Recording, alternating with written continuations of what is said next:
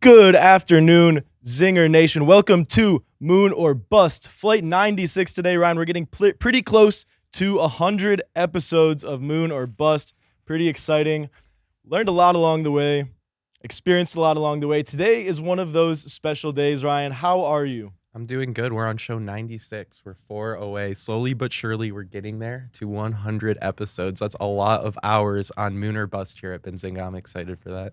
If you haven't seen the previous episodes, make sure you go check out the playlist. Hopefully this video is already in there. If not, just search up Moon or Bust. We have tons of interviews with some of the craziest people in the crypto, Web3, investing, NFT space.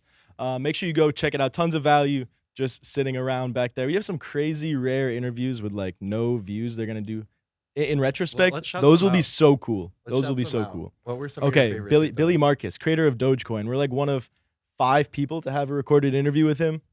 Yeah, has like a few thousand views. That was one of my favorites. We got Tim Draper, right? I thought he'd be like an odd guy creating Dogecoin back in 2013, right? But he was a chiller, and it's cool he's back in the space now because he was gone for like 5 years and came back just like maybe a year ago. Yeah, shout out to Billy Marcus. The man is a G.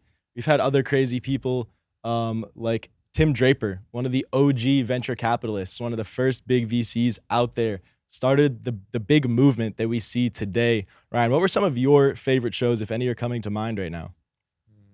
I really liked one of the sleeper ones. I thought was, what was his name? The one about special economic zones. That one was really interesting. Yeah, with Tebow. Yeah. That one was awesome. The research he's doing is insane. If you want to like look into something other than crypto that's still relevant to crypto, that's a really good one. Special economic zones I knew nothing about before that interview, so I learned a lot from that one. On the crypto side of things, I thought Cosmos was really cool. We had a couple with them. Peng Zhang, the CEO, co-founder. Yeah, CEO of Tendermint. Yeah, that one was good. Also, David Sun. We've had our friend David Sun on to talk about Proof of Beauty multiple times. Some of the most insane tokenomics crypto project I've ever seen. Go watch those 3 interviews with David Sun, 100%. We've had Audius. We've had former gamification employees from Microsoft.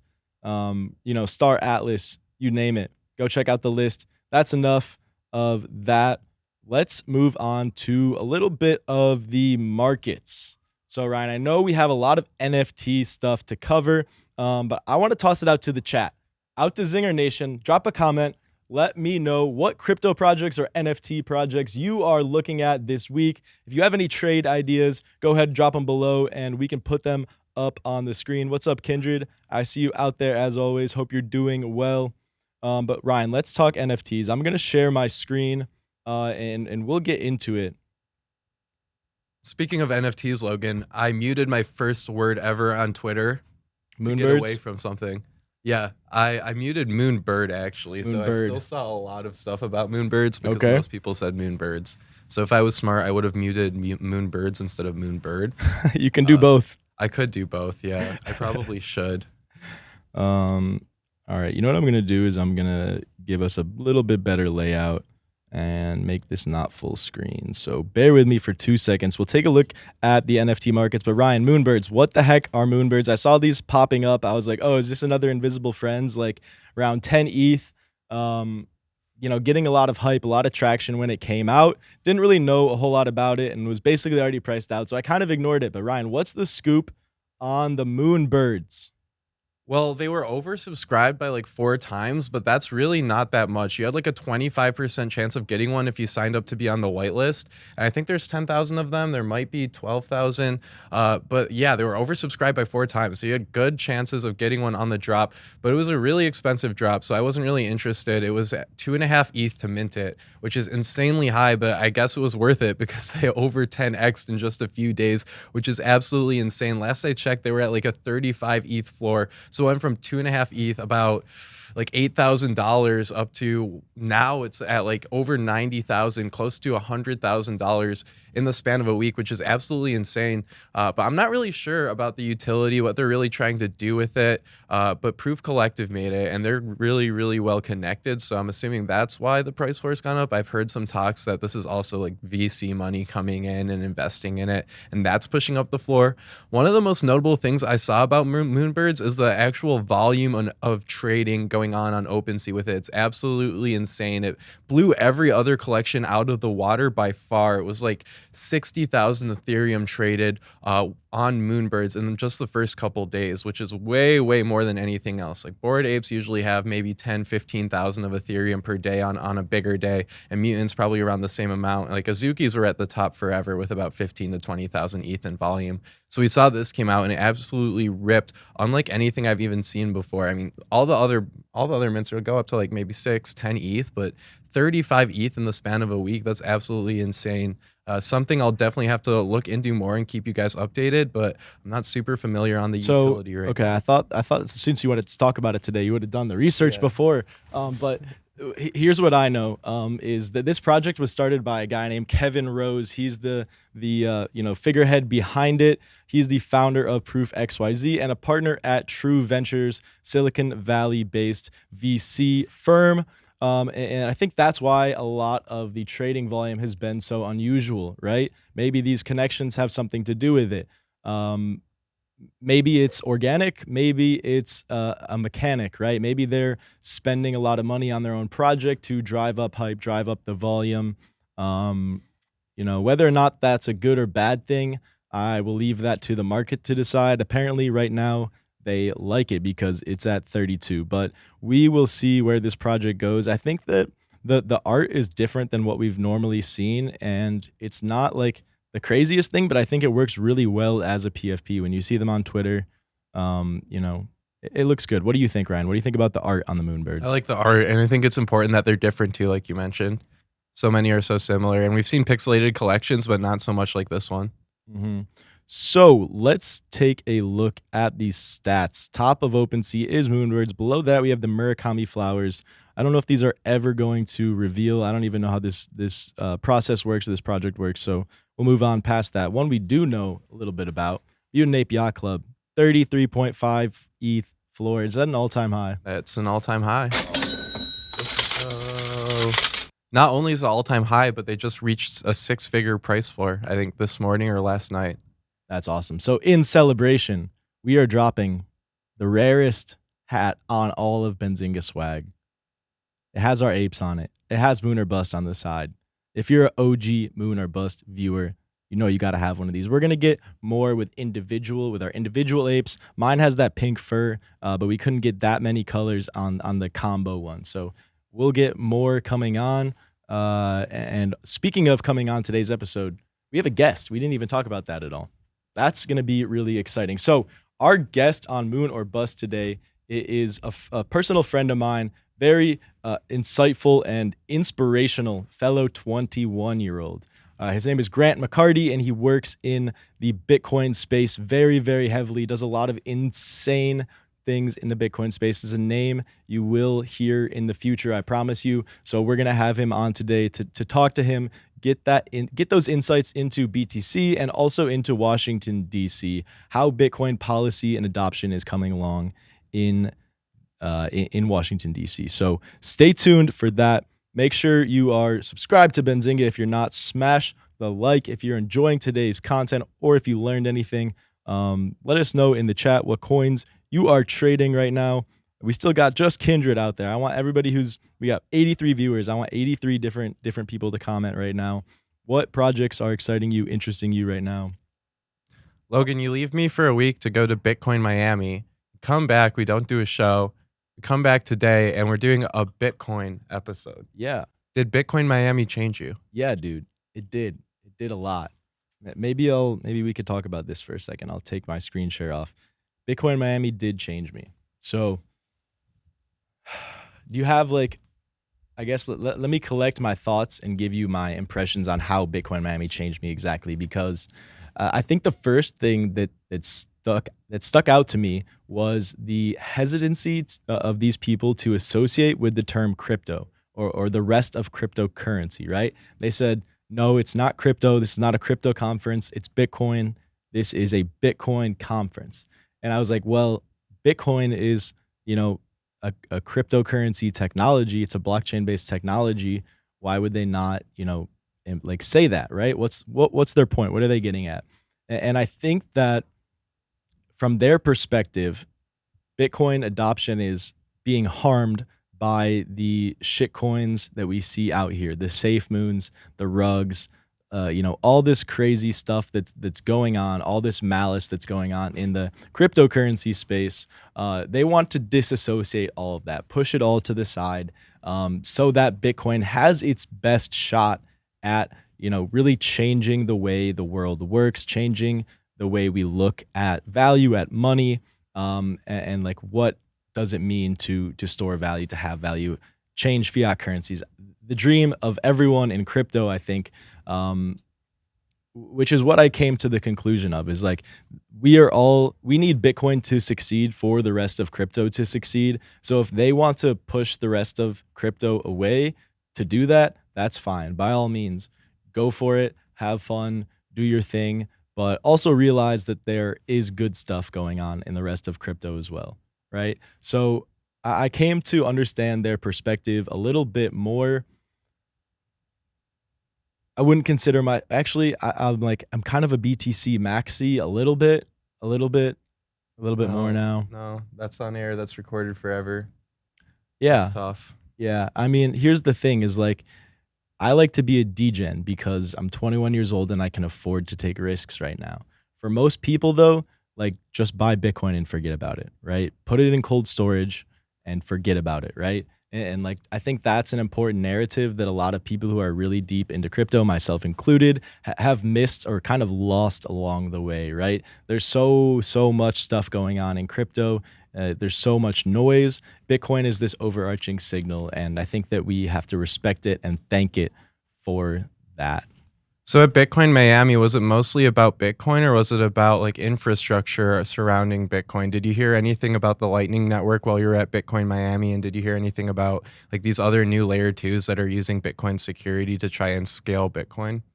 Yeah, Bitcoin Lightning Network was a huge focus of the event. My favorite announcement and the most significant announcement at all of BTC Miami was the Jack Mallers, was his speech, was his presentation, and his announcements for his company Strike. If you're not familiar with Strike, it is scaling the Bitcoin Lightning Network across the world, and it is finally hitting the US this year. So what that looks like, right?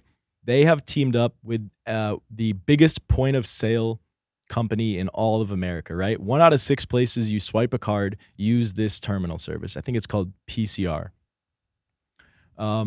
And what that will do is this partnership is that instead of when you swipe your card, it goes through the banks to another bank, to another bank, to another bank, to the other, point of service terminal or to the receiver. You replace that whole thing with Bitcoin, right? You replace it with Lightning Network. It's the first innovation in this middle payment processing system since 1947, right? And like maybe we could play a clip from his speech. I thought it was really interesting. He talked about the history of credit cards, of Diners Club cards, and then made us realize that we haven't innovated since then, right? Visa started Bank of America. I didn't realize that. I learned that during his presentation.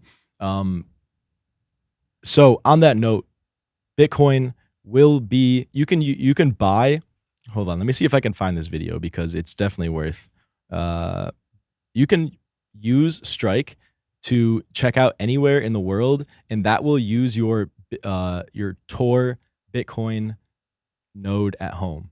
So you can go to the gas station, and what he did is he bought Coke on tour at the gas station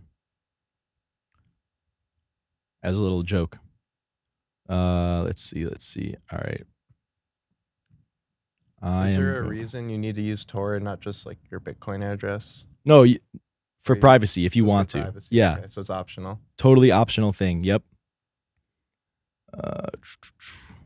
This is the one. Okay. Let me stop this screen share and share my tab so we can watch a little bit of this.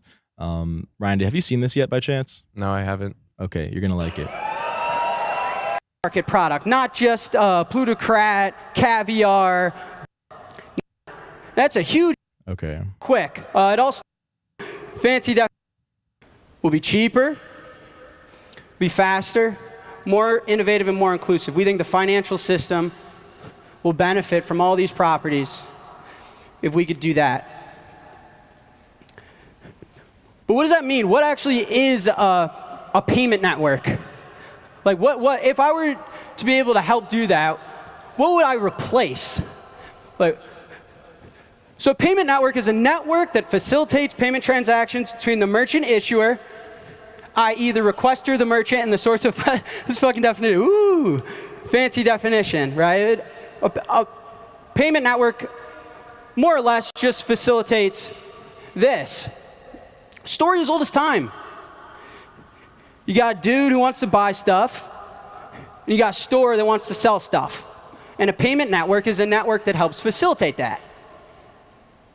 So what's the history of payment networks? And where are we now? So, real quick, it all started off with a bunch of rich bureaucrats in New York City that didn't want to carry cash. They're going to fancy dinners in New York. They're ordering like, how much caviar am I going to order? I don't know how much I think caviar tastes like shit, but whatever. Yeah, I mean, to each their own, right? They had this problem. And there's this club called Diners Club in the 1940s. And they didn't know how much caviar they were going to order every night. That's a huge inconvenience, how much cash I got to carry around. They figured there'd be a better way to go about this, to solve this problem. Super simple, guys. This is a really simple problem. Someone wants to pay for something. And so the founder of this Diners Club, this bro named Frank the caviar tank, he's like, hey, what if we issued a card? Let the people keep the cash at home, issue the card, they'll pay with the card. And the very first card and the very first payment network is called the Diners Club. 1949, so boom, we got our history of payment networks. 1949, we got our little timeline. We're gonna blitz through this shit. Soon after that, they realized, man, what a convenience to the consumer. And Bank of America announced the BankAmerica card. It was going to make this a mass market product, not just a plutocrat, caviar, buffet product in New York City. And they launched the BankAmerica card in 1958. Boom, bang, history of payment networks. We're innovating, 1958. After that, American Express just copied the whole thing later on in 1958. Except they just charged a little bit more to be premium, right? That's the American Express. I love this thing. Most credit cards are given away free. Most of our competitors give you the thing for free. Not us. Woo. Not us. It's only funny because it's how it works today. Amex, baby. Black card, bro. And they launched in 1958 as well, so we move on. Then a little later, 1966, there's a bank in Buffalo, New York. And they applied to issue AmeriCards. They're like, man, this shit is cool. People aren't carrying cash. Consumers want to use this card thing. Hey, Bank of America, can I issue this card? And they were like, no chance. This is a closed network, Poppy. No way. And the small banks were like, fuck you. Like, who are you to tell me I can't? What? I didn't know that's how this worked. I didn't know that there was someone that got to decide who's involved and who's not. And so they launched the interbank card. At the time, you recognize these logos, they called it Master Charge. And boom, we move on. We're in 1966. A little later, Bank of America is like, shit, all these other banks are creating competing networks with us, and we're not really innovating. We're not really getting any bigger. And so they gave up control of their payments network and recruited the other top big banks to collude and remain on top, which later became Visa in 1976. Did you know that? Did you know Bank of America founded Visa? I bet you did. Crazy shit, right, Ryan? Mm-hmm. And look at these boomers innovating. Look at these guys pivoting with their startup. I love it. I fucking love it. I feel you. Same thing for me. All right, 1976 Visa. We move on. Then, of course, Master Charge was feeling the pressure, feeling the heat. All the big banks, it's called Visa. They pivoted. They're like, what's Master Charge? That doesn't make any sense. We need to rebrand to MasterCard. Another boomer. I was on a boomer New York Times binge last night. And so, boom, we go to MasterCard. And then the last piece of this is in 1981, the Diners Club got acquired by a little-known group called Citi. And that card is now known as Discover. Now, the whole reason I just ran through that is the buck stops there. I mean, when you go out tonight, you're using one of these payment networks. That's ridiculous. There's been no innovation. There's been no competition. Right? In fact, this doesn't even count. I take these off. You can't just change your name. The fuck? So we take that out, right? And so, in reality, payment networks have not innovated in over 50 years. That's insane. That is insane. You're telling me this problem of I want to pay for something has not... All right, quick pause. I'm going to jump forward a little bit to where he explains the announcements, the innovations, and how he's integrating Bitcoin, where that fits into all of this. Ryan, what are your takeaways so far on the history of these card networks? Also, just Jack in general. Jack Mallers is the 28-year-old CEO, one of the most inspirational people that I had no clue about before this event. Yeah, I'm still not familiar with Jack. He seems like a really cool dude. But yeah, there's like, what, 4 card processors that have the entire market. So there really isn't any innovation going on and nothing has happened. And that's pretty well known. It's interesting how it all started too with the Diners card. But yeah, time for some innovation. And that's what he's doing, right? Yep. All right, back to the clip. For a second, if we added this one to it, finally, dust the cobwebs off. And we add a new payment network to it, the superior payment network to it. One so good you'd think you made it just on like a video game. It's an NBA 2K creator player payment network. I'd scan this QR code to make the $100 transaction. Fuck the boomer card shit. I'd be debited $100. It's me speaking. Now, if there was software that exists, like ours do, unbeknownst to the user, it'd take my $100. So I'm not touching Bitcoin.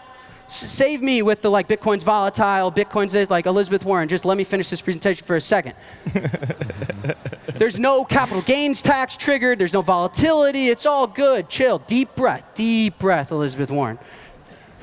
And it turns it into Bitcoin. It takes the dollars and turns it into the magic internet money thing. And then it hops on to the superior premier. We just went over it. Fact. Data to data, line by line. The better one. And the magic internet money, pew, at the speed of light, value is moving towards the merchant. And then right before it gets to the merchant, hit the brakes. Just as it arrives, it goes back into dollars. Okay. So $100 spent, $100 received. There's no wazah. There's no 2 to 15 days of settlement. There's no 3%. Bang, bang. And NCR. This is what I was talking about earlier, the payment network. 1 in 6 because we just got to give merchants the new superior alternative payment network. And so this year, use one of these. Also partnered with the largest provider in the entire planet, NCR. Yeah. They also integrated with Shopify. So here, let me show you the Tor process now that I was talking about. Because we just got to give merchants the new superior alternative payment network. And so, also, these Walmart, restaurants Macy's, will take Bitcoin this year. Best Buy. I mean, no, this is not in another country. This is not a test pilot somewhere. No, this is in the United States of America. You're going to be able to walk in to a grocery store, to Whole Foods, to Chipotle. You want to use a Lightning node over Tor? You do that. You want to use the Cash App? You do that.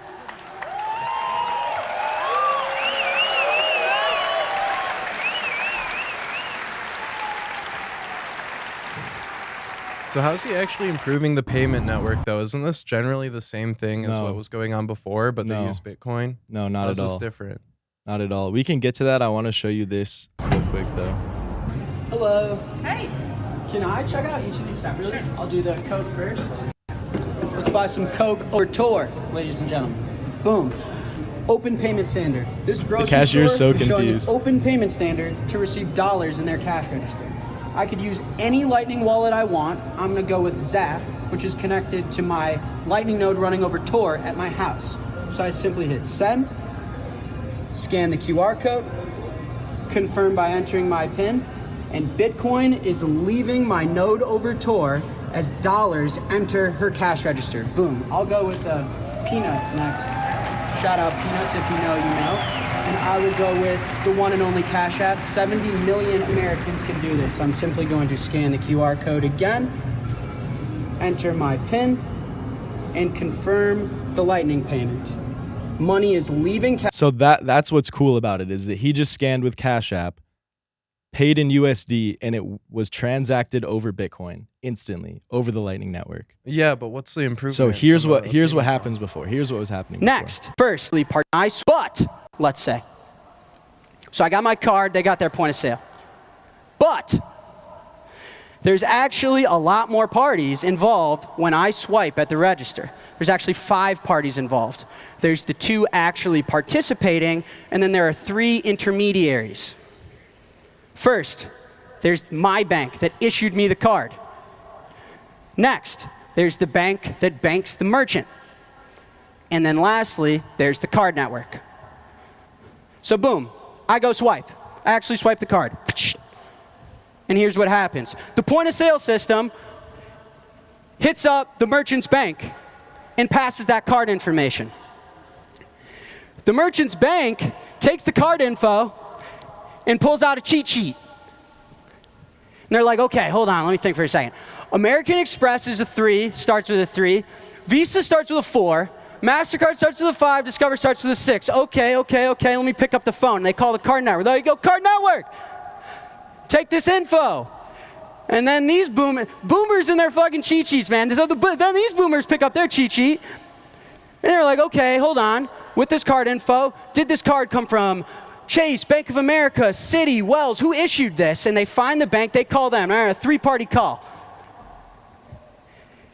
And the card processor goes, yo,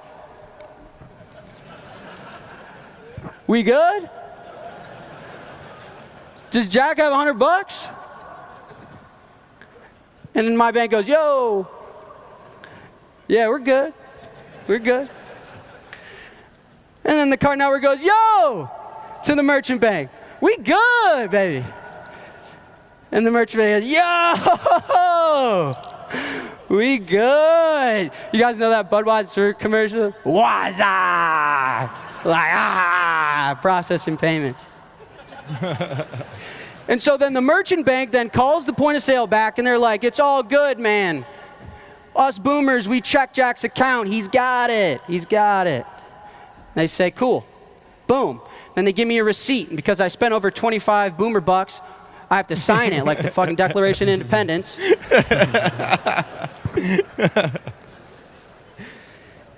But then we're not done. None of the money moved. They just wazzaed each other for a second. And the wazzas are fast, right? You've been at Chipotle. It's fast. So the card network goes, we got to move the money. Like, yo, you guys still here? You still on the phone? We got to actually sell the money. That's my job at the end of the day. That's what I get paid for. And they issue the statement for the $100. Then my bank, this is how it works, I swear to God. My bank goes, yo, I'm just gonna keep some of this shit, man. Jack's already walking out of Walmart, nothing they can do about it. I'm just gonna take a couple bucks.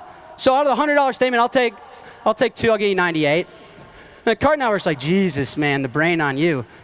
I'll do that too, 97.75. And then the merchant bank's like, I'm in, right? Let's go. More caviar for me. And then we end up with 97. And so on a $100 transaction, I spent $100. The merchant gets $97. And the 1949 payment networks take 3%, right? That's how it works. Literally, what happened on the magic for it, it just did that. And so you're telling me, since 1949, I mean, in 1949, it was probably some super genius shit. They were like, dude, check this. And turns into capital gains tax triggered. There's no volatility. It's all good. Chill. It takes the dollars and turns it into the magic internet money thing. This is how it's different. And then it hops on. So I understand that he's using Bitcoin instead of a payment network, right? Like, I get that, but what? So the fees are just going to be cheaper? Like, that's good. No, there's no fees. Lightning Network is free. Yeah, but he can still charge fees, right? He's not doing the service for free, I assume. No, Strike is for the Lightning Network. Yeah, but Strike doesn't take any fees at all. Is it feeless? That is a great question that I bet I'd assume that Grant could answer for us in 2 seconds when he joins. Grant is definitely onboarded to Strike. He can tell us a lot more about it because he put on the Bitcoin event that you just saw Jack Mallers, Strike CEO, speaking at. He works for Bitcoin Inc., the company behind the event, and also the company behind Bitcoin Magazine, as well as probably a few other things. We can ask him about that and everything else. Drop your comments about Bitcoin, about BTC Miami, about the event, about Strike, Lightning Network. Drop them all in the chat right now, and we'll see how many we can get through. But I'm going to look it up right now. Strike, what is the revenue source? Revenue model? Boom. Fees, yeah. I didn't go to business school. Oh, all right. We have Grant backstage with us. Grant, I see you back there. Not if you're ready. If you need a few seconds, we can also go for it. But I see, Grant, you're ready. So I'm going to bring you on right here. And let me do a little switcheroo. Boom. How are you? Oh, shoot. I can't hear you. Is that on? Check your audio source at. Perfect. Better. Awesome. We can hear you. How are you? I'm doing great. I might have a little bit of lag. I really apologize, but yeah, I'm excited to be here, and thanks for having me on. It's all good. We're super excited to have you as well. Grant, you've done a ton of incredible things in your past, and we actually just met 2 weeks ago at the Bitcoin conference that you had a hand in throwing. So if you wouldn't mind, for our audience, could you just walk us through, your story, how you got into crypto, how you became interested, what motivates you, all these different things, how you ended up where you are today, basically? Wow. All right. That's a loaded question, but we'll take it from the top.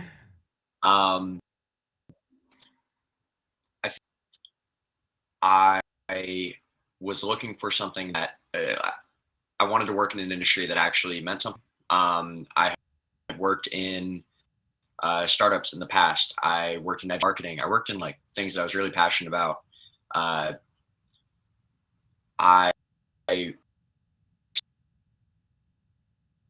saw what was happening in Silicon Valley. I saw they're pouring their hearts and their souls into industries that are not necessarily providing the outcomes that these people are looking for, right? I found our generation, especially, people around our age, there's a lot of stuff wrong with the world, and people are really actually motivated to fix those problems. And unfortunately, I found that a lot of the solutions to those problems were just I don't know, let's make another app, And at a certain point, it kind of hit me. I was like, is this what I want to be doing with the rest of my life? Is this truly the limit of the impact that I can have? And then obviously, right place, right time. You start looking at the crypto industry. You start looking at all the incredible things that it's impacting and changing around the world.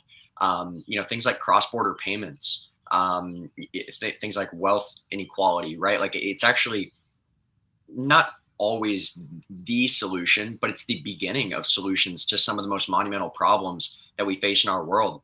And so one of the things you hear a lot in the Bitcoin community is like, fix the money, fix the world, you know, or fix the money, fix the problems. And I started to realize, wow, like all of these things I'm passionate about, education, wealth inequality, like health inequities, et cetera, but on the line, like it kind of all starts with money. If you don't have, you know, you can think of like Maslow's hierarchy of needs, I guess, right? You got this little triangle, and up here is like self-fulfillment, and you need everything below to reach fulfillment. And you start realizing there are billions of people around the world who are unbanked, who are in authoritarian regimes, who face double or triple digit inflation. And I realized this problem is so much bigger than the US.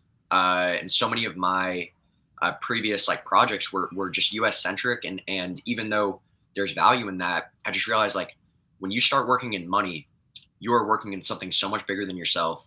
You are impacting the nexus point by which everything else in the world is impacted. So that's really when it unlocked like, wow, I need to work in this space. And then that extended to, okay, I want to work in this space, but like, what can I actually do to positively impact it? Right. And so I was looking at my experiences, and I had started a couple companies in the past. My most recent company was just like a digital marketing consulting firm and marketing consulting marketing agency. And I was like, all right, I've built organizations. I've worked in the nonprofit world. I've done fundraising. I am passionate about education. I'm a little bit of a policy nerd, and I know how digital marketing like works. Like I can do this really well. And so, long story short, you know, Bitcoin Magazine was looking to get into policy efforts. And around that time, I had a friend working there. He reached out. He said, hey, Bitcoin Magazine wants to do some policy stuff. We started spewing about it. A week later, he's like, you want to move to Nashville and work on this policy stuff with me? I said, sure. And I was running 2 companies. I was finishing my MBA in Baltimore. I dropped it all. Well, I finished my MBA and everything, but I immediately moved to Nashville. I'd never been. And then 8 months later, you know, here we are. So I can fill in some blanks from there. Yeah, hold up. Incredible. You're 21 years old and you have an MBA. Don't you also have like 2 undergrad degrees as well? Logan was telling me that you got your undergrad in like a couple years. Can you tell us about that? That's so interesting. Oh, geez. I wish I could have spent 2 years in college. Fuck. Yeah. So I started school or college at 17, and then I just graduated in 2 years. I don't know. It's nothing. You just loaded up on courses and you were able to graduate in 2 years. Is that basically how it went? Yeah, I just took a ton of courses. Like my last semester, I took 33 credit hours, right? So like, wow, whatever that's like a little more than a year's worth, right? Wow. And so I just like, that's insane. I don't know. It's so motivating and so inspiring to hear your story. You know, appreciate you for sharing it with the audience today. Big thing that was talked about at the conference was the Lightning Network and innovation with Strike and the old payment networks, the Wazas. We just watched that video, a few clips from it. So the audience is primed. If you could just give some color to this announcement, how significant is it really? I think it's a big deal. You know, TBD if we reach kind of widespread adoption with cryptos as currency, as like actual the beginning of that. This is the foundation of that, right? And so if you watch the announcement, you watch the video, you understand that like you know, in every single financial transaction that you have, there's at least some sort of middleman, if not one, you know, 2 or 3 of those. And each of those, they're essentially they're rent seeking, right? They are just preying off of the fact that like you need them for those transactions, and they each take their little cut. And when you start to realize like the impact of, you know, decentralized finance or Bitcoin or any of these kind of trustless systems that don't require these central intermediaries, you realize, oh my God, American Express and Visa and MasterCard and central banks, right? They're taking a significant chunk of every single transaction of like all the value that's transacted in the world, and they're just taking, hey, 3% of every single one of that, right? And you start to realize, if we had 3% of the world's wealth, of the world's value that's being transacted on a day-to-day basis, and it wasn't just going to these central intermediaries, and instead it was going straight from me who wants to pay for something to a merchant who wants to sell me something, right? 3% of the world's wealth, of the world's value, that's really what, in my mind, like the big innovation is like we're unlocking a significant fraction, literally trillions of dollars of value by cutting out these middlemen. And so when you look at the Waza, that moment, the Jack Mallers announcement, what is that? It's cutting out these central intermediaries, taking advantage of this amazing technology that has instant settlement, fractions of a penny transaction costs. It's cutting out that middleman, and at a large scale, what that means, like, it might not mean a lot for like a single transaction, but over trillions of transactions, that is literally trillions of dollars of value, of money, of resources that we're unlocking in the world, which is pretty incredible to think about. So a common response, if you tell this to someone who's not, cued in, would be, isn't Strike just replacing themselves as the middleman? What's their incentive? What's their end of the deal? Gotcha. Yeah. And this is, frankly, I don't work at Strike. I don't know the exact details of those things. Look, anytime you are basing like innovations off the free market, like there is going to be a monetary incentive for, the companies working in that space. I'm not gonna sit here and tell you that like, Strike doesn't have a piece of the pie that they're getting.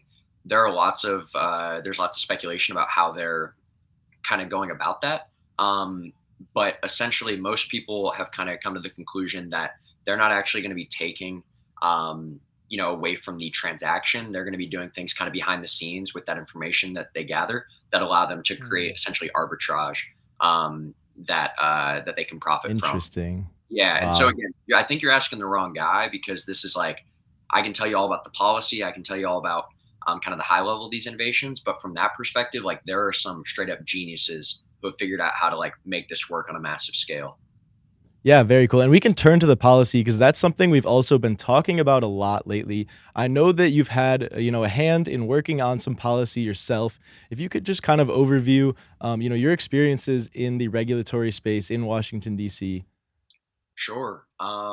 Yeah. So basically, like I said, I started working at Bitcoin Mag like 8 or 9 months ago. And, our CEO, David Bailey, was just kind of like, hey, do some policy stuff.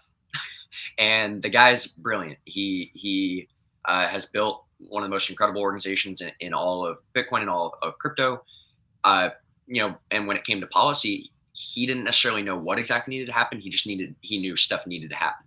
And so, we kind of sat there and we're like, all right, what do we need to do? So we started integrating with the other players in the space. We started talking to the lobbying organizations that are in DC. So organizations like Coin Center, Blockchain Association, they're talking to lawmakers. They're educating them on bills, on legislation. We started to understand, okay, those organizations exist. They're doing pretty good things.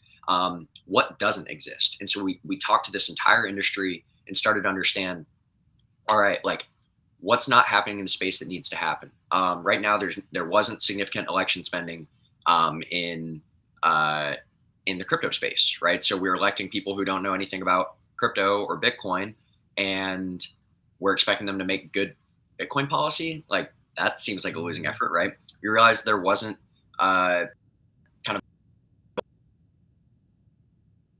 a political hub for people, political voices, and get involved with this lawmaking, rulemaking, legislation process.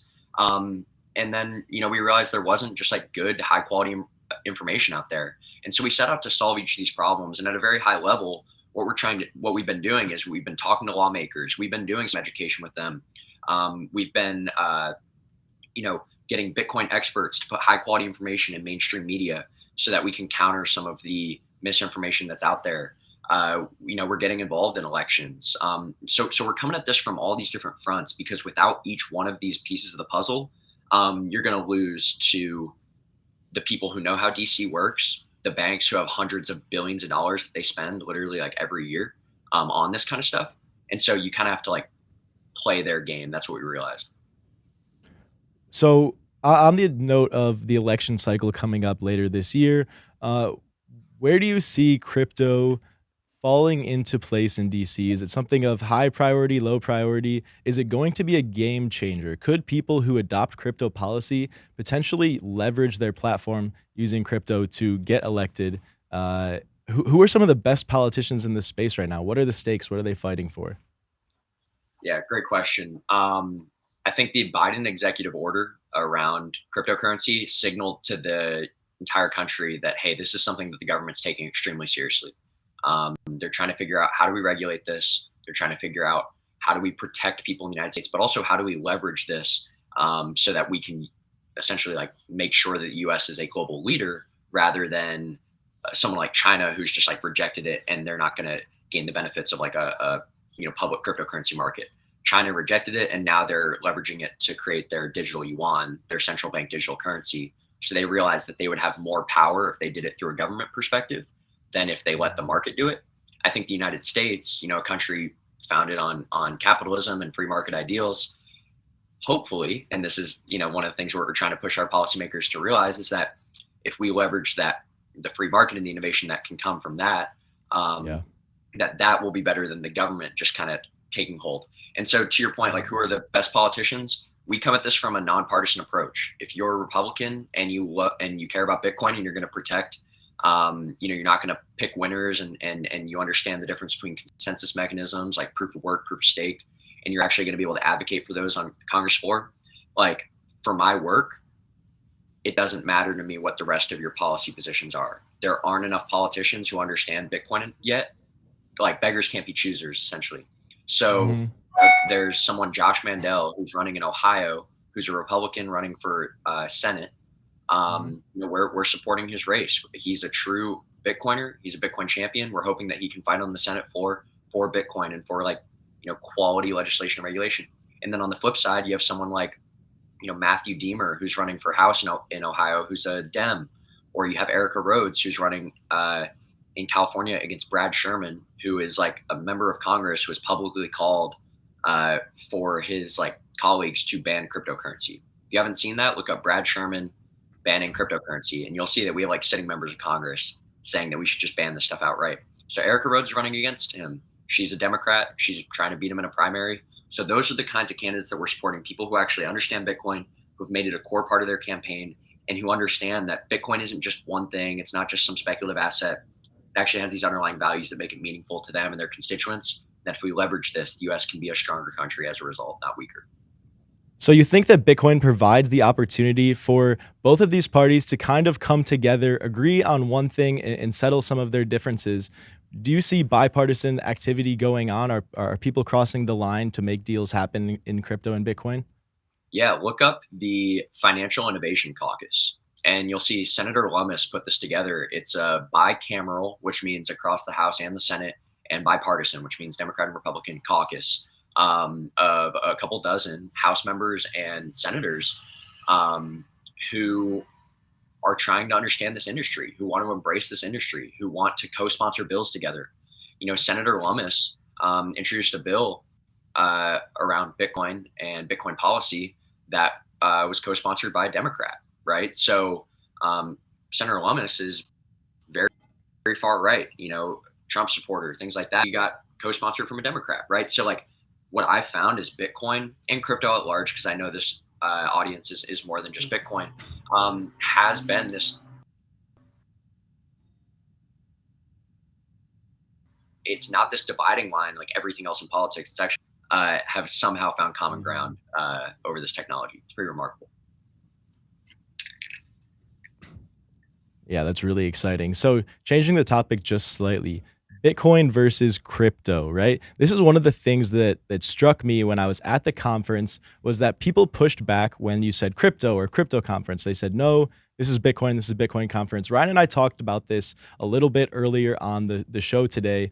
My conclusion was basically Bitcoin needs to succeed, and it has its best shot at doing that by, separating itself from all the noise that is the rest of the crypto space. But I'm curious to hear your take, Grant. What is the difference between Bitcoin and crypto? Yeah, I think for me, the big realization was it just comes down to a difference in degree versus a difference in kind. Um, Bitcoin is the most, and I say most decentralized cryptocurrency, right? Decentralization is not black or white, right? You're not centralized or decentralized, right? Most cryptocurrencies, most decentralized finance have they're somewhere on that spectrum, right?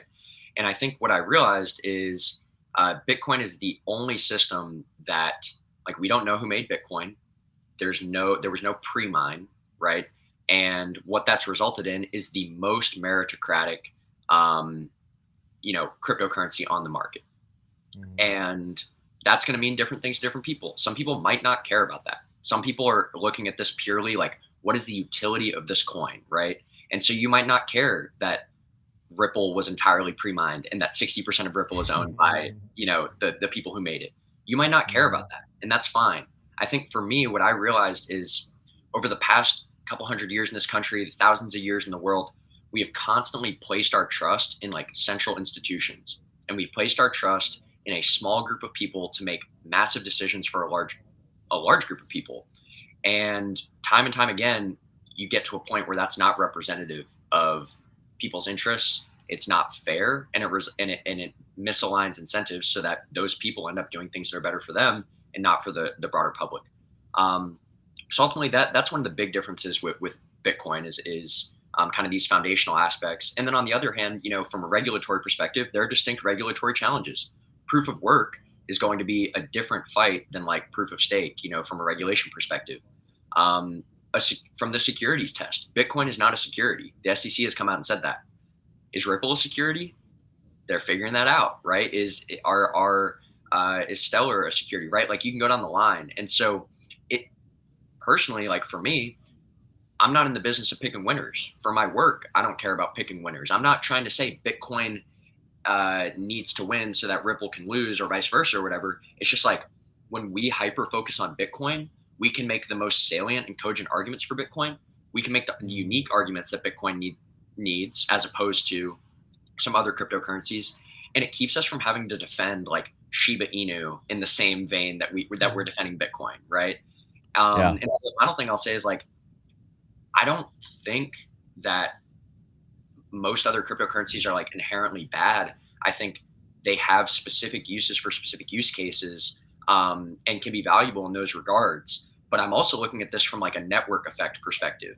And I mean, just think about your phone, right? This really helped me understand it. Think about your phone. Look at all the apps you have on your phone, right? How many apps do I have downloaded? I have like 100, 200 apps. How many do I go on a daily basis? 4, Right. 5, 6 if it's a Saturday and I'm on Tinder, right? Like, and I started to realize like, okay, at a certain point, there's going to be a consolidation in this market. It's really hard to pick winners. You think of the .com bubble, back in the 90s, and you start to realize like, oh, wow, if you bet big on like pets.com, like, you were screwed. If you bet big on 99.9% of these,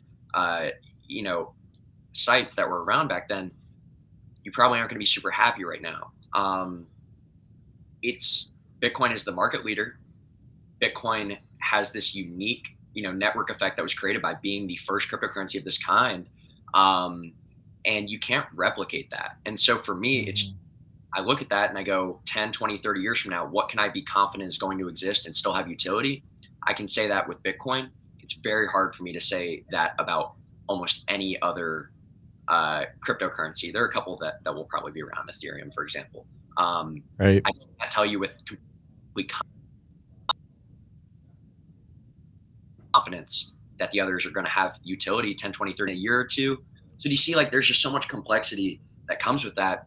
And I think for me personally, it's like, all right, I'm going to latch onto something that I can understand, that I can have conviction that's going to be around for a long time, and that I see this massive community that's building around it in a way that I don't see with many other crypto projects.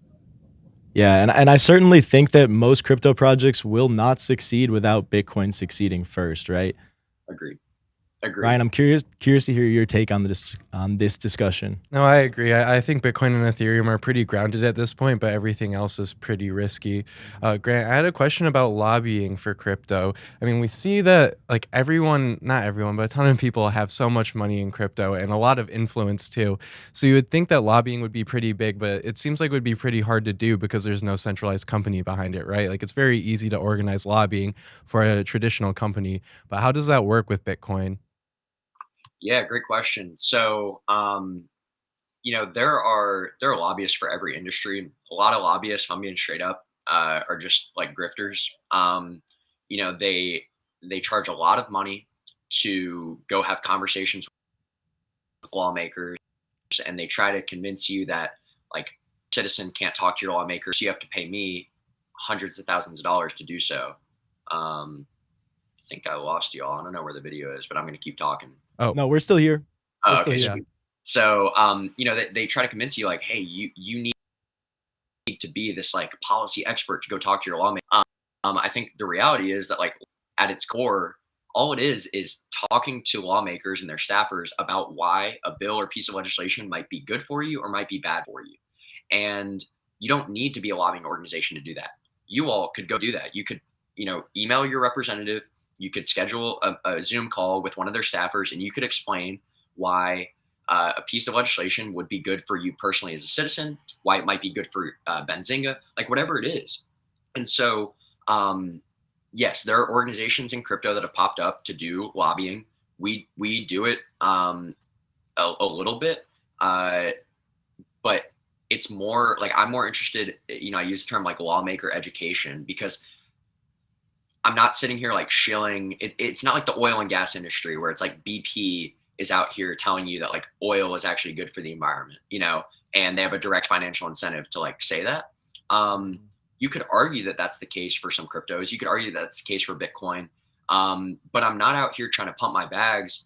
It's more so I'm out here trying to like protect the US's like interests. I want to live in a world where the US embraces Bitcoin, where I can transact with Bitcoin in the United States, things like that. And so in order to do that, you have to talk to lawmakers who might not understand what proof of work is, who might not understand what a trustless system is, who might see the environmental stuff or might see sanctions evasion and be freaked out. And you have to tell them as someone who lives and breathes this stuff, okay, you might know this about it. Here's what I know about it. And here's how it aligns with what you've been hearing. And maybe let's meet in the middle and like figure out some relative like truth, right? So lobbying sounds scary. It's really nothing more than just talking to lawmakers, giving them your perspective and giving them information that maybe they haven't been introduced with before. When there's a ton of money in lobbying, that's when the incentives get misaligned. And frankly, I wish there was a lot less money in politics. At the point where this is the game, you just have to try to do it in the most ethical and honest way possible. And that kind of just takes like, I don't know, you have to believe in yourself that you're not going to turn into a scumbag in this world, I guess. Grant, what's at stake with the US CBDC? Oh man. Yeah, I this is another loaded question. Long story short, I think anyone who trusts the US government to not misuse or abuse their powers once you've given them that power has just not been like paying attention to history. And this is as someone who like I want to believe in our government. I want to believe in our politicians. Unfortunately, I've met a lot of them now and I don't trust them. And on top of that, I was a history major in undergrad. Just go look back at history. Just go down the Wikipedia of like US scandals, right? Look at the Patriot. That's a great example, right? Something that was created to protect us against terrorism that was just absolutely abused by our government to abuse our privacy. There are hundreds of examples. And so I'm not going to sit here and defend my take that like the US government could abuse its power when it's given it, because history has just shown that. So that's kind of the foundation of this. Why does that matter? Well, a US CBDC would expand the government's financial tool belt.